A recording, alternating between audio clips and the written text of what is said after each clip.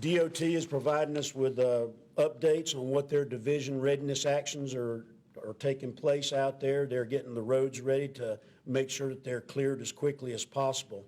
Our utilities, Duke Energy is putting about 150 workers. They're staging them in central North Carolina so that they can surge very quickly into the impacted area and conduct restoration operations if there are losses of power, which we do expect some loss of power with the winds and also the heavy rains. And also our co-ops are working to do the same thing. They'll be moving in additional assets into the impacted area tomorrow.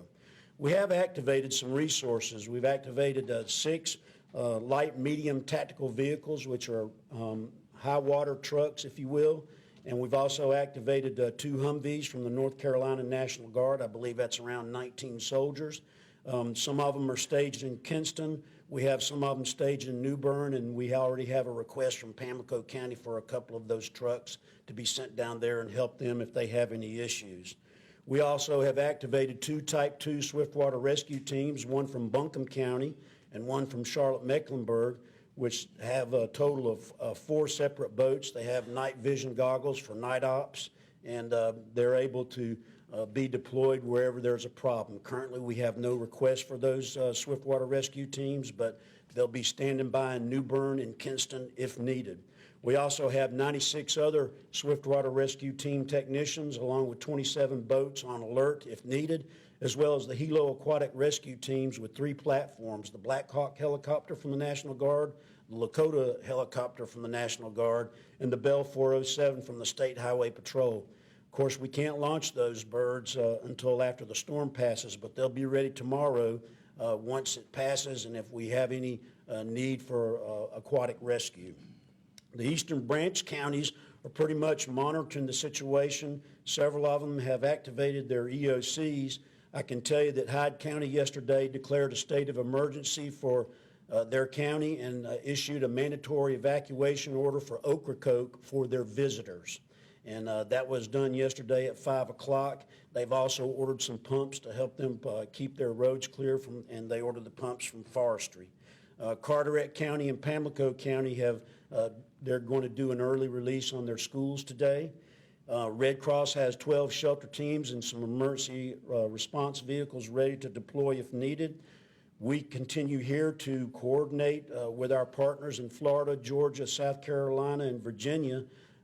That gives us good situational awareness about what's coming, and it also allows us to let them know that once the storm passes here and if it doesn't hit us too bad, we'll be able to help them if we need to.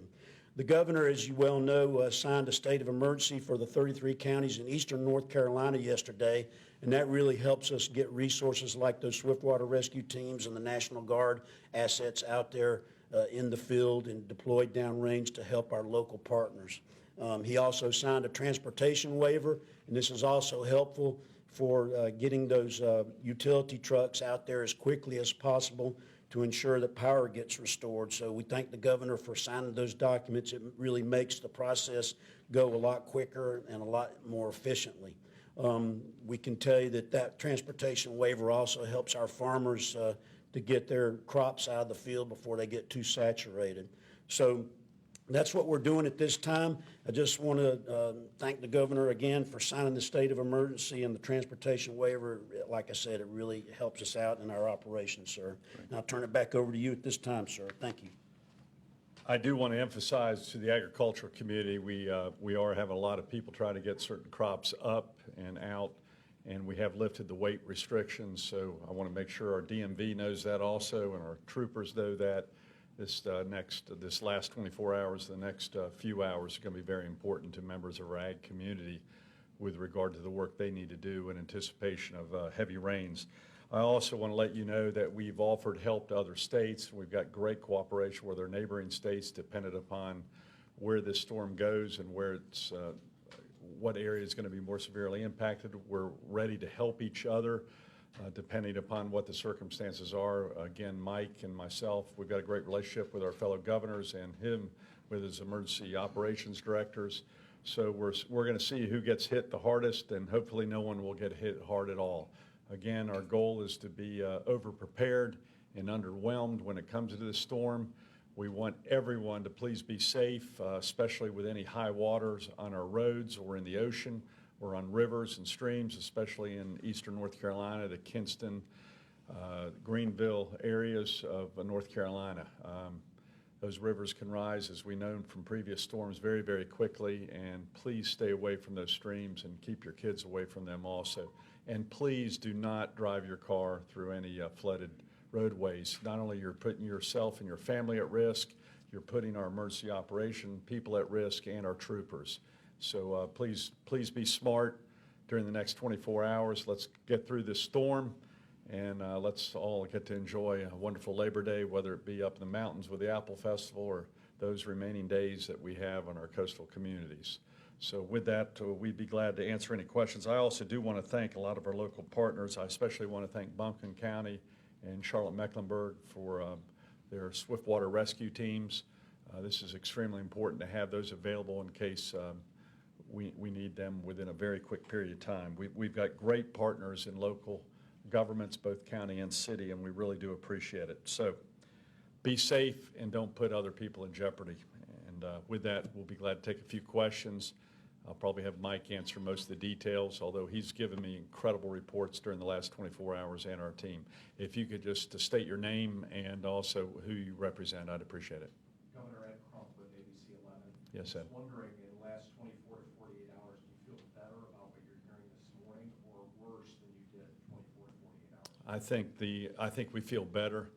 And based upon some of the reports, informal reports we're getting up through Georgia, hopefully the winds aren't going to be as strong as anticipated.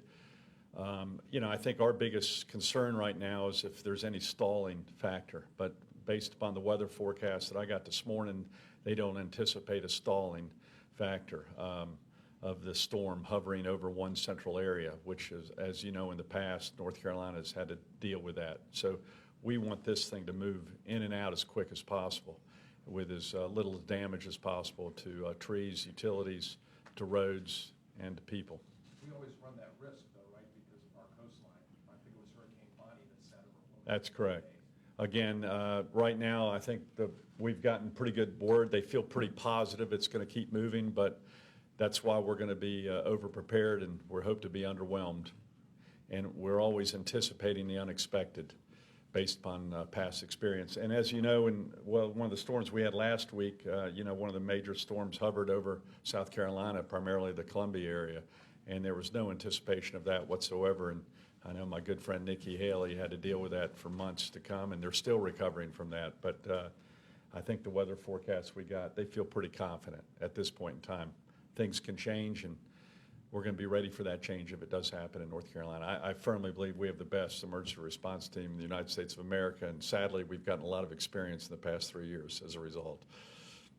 Any other questions? I would like to also thank our media partners. Just make sure you send out extremely accurate information and also advisories regarding any potential flooding areas. We'll be sending it out to all the media partners, and we do appreciate your work and your partnership in that. You're a very, very important part of this process. So thank you all very much. Thank you, guys.